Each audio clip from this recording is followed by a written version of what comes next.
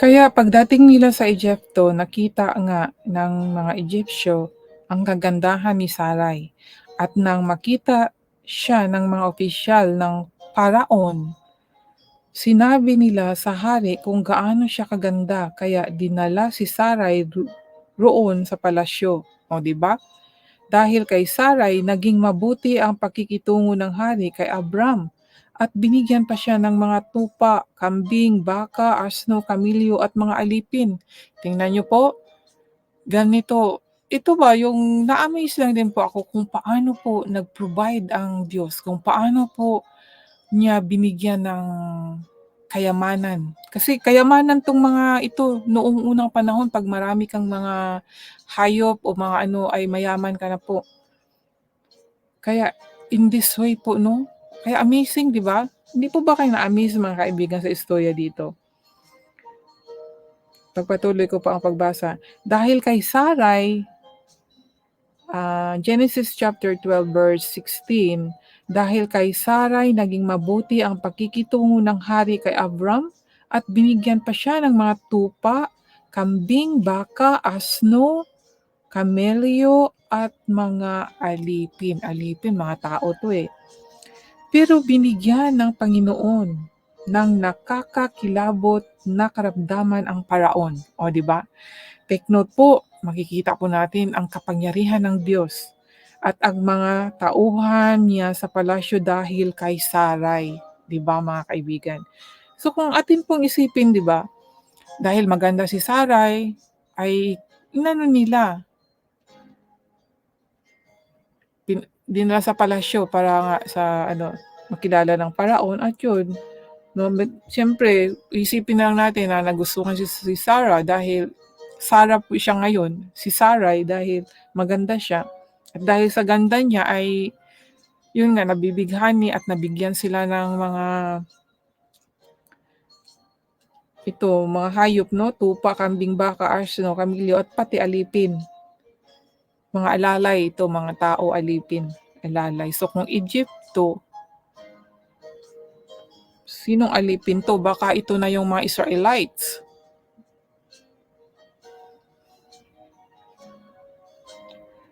And then, nang malaman ni parang ang dahilan, ito.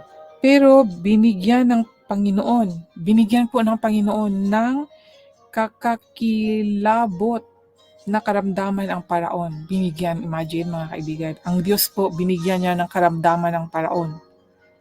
Karamdaman, ano yun? Sakit. At ang mga tauhan nito sa palasyo dahil kay Sarai. So, di ba ang sabi ng Diyos? Sabi niya, ng Panginoon kay Abram na, sabi niya, pero isusumpa ko naman ang susumpa sa iyo.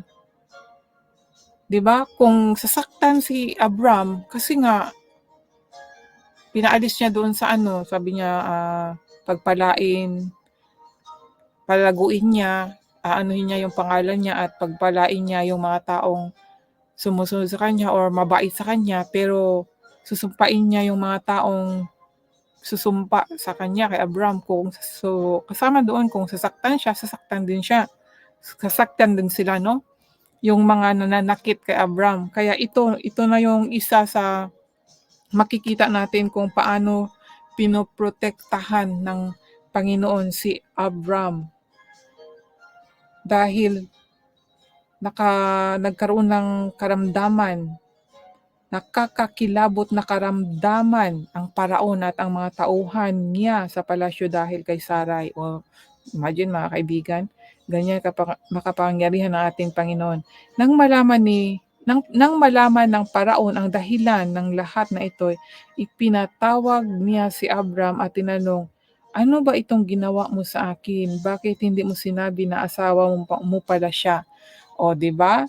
Siyempre, kung sabihin na asawa, dahil isipin lang natin, Egyptyo, nung unang panahon ay hindi po mabuting tao. Si Parao, hindi po siya, pag gusto niya ay kukunin niya. Ngayon, kung sasabihin na asawa ko, siyempre, hindi pa nila alam na may Diyos na mag-protect kay Abram, ay may mangyayaring hindi maganda. Kaya sa ganitong paraan po, natin malalaman na ang Diyos ay tunay na makapangyarihan po, ano? at kung paano po niya kahit sa atin po ipinakita na siya ay makapangyarihan. Dahil dahil sa kagandahan ni Sarai ay nagkaroon ng kayamanan si Abraham. Nandoon may tupa at mga ano na siya, kambing, baka, asno. Gaya ng sabi ko po, noong unang panahon, ang tao ay meron nito ay mayaman. Kahit nga nung maliit pa ako, mga kapitbahay ko na ang daming mga hayop, talagang hangang-hanga ako kung yaman-yaman nila. Kaya dito din sa Bible, nung unang panahon, kaya doon nag-provide na ang Diyos, no, dahan-dahan. And then, dahil nga, siyempre asawa ni Abram si Sarai, ayaw ng Diyos na siyempre ano yun kay Abram, mapalayo or